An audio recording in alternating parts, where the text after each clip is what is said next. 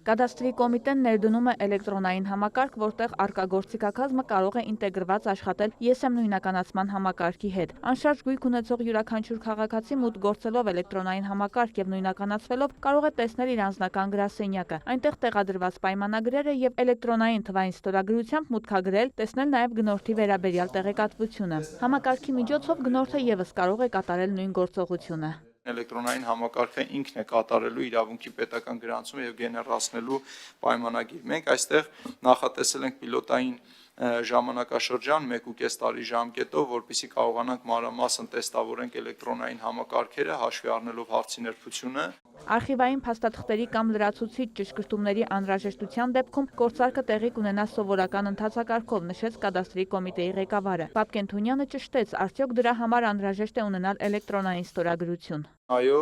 ESM համակարգը այսօր գործում է այդ մեթոդաբանությամբ կամ ID card կամ eSIM card, որով ինքը կարողանում է համապատասխանաբար թվային ստորագրություն դնել։ Թվային ծառայություններից օգտվելու համար մարդը նախ պետք է գոնե մեկ անգամ նույնականացվի, նույնականացվելու համար պետք է ունենա կամ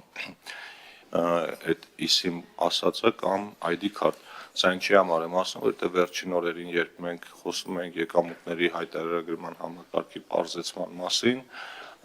քննադատություններ էին հնչում, որ սա անարդար է հատկապես այն մարդկանց նկատմամբ, ովքեր արդեն ID card են ստացել, սա եւ հետագայում եկող ու նախկինում եղած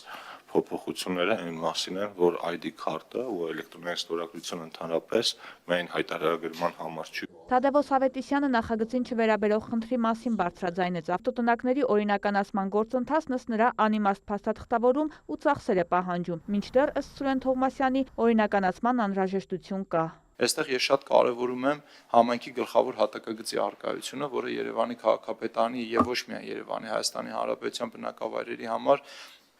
եթե չեմ սխալվում, ամբողջությամբ արդեն այդ միկրոռեգիոնալները հաստատված են եւ մենք պետք է առաջնորդվենք համապատասխան այս փաստաթղթերով որոշում կայացնելու համար ապօրինի կառուցված ինքնական շինությունների ճակատագիրը որոշելու համար նաեւ գիտեք, որ մենք ձեր ասած հարցի վերաբերյալ մտածում ենք եւ փաթեթը արդեն իսկ ուղարկված է կառավարություն եւ շուտով հաստատվելու պարագայում կհայտնվի նաեւ ազգային ժողովում ինքնական շինությունների հաշվառման հատվածը եւս մեկ անգամ կարգավորելու համար։ Նորից այդ նոտարի գրանցում, հետո այդ պայմանագիրը նորից գալիս է կադաստր,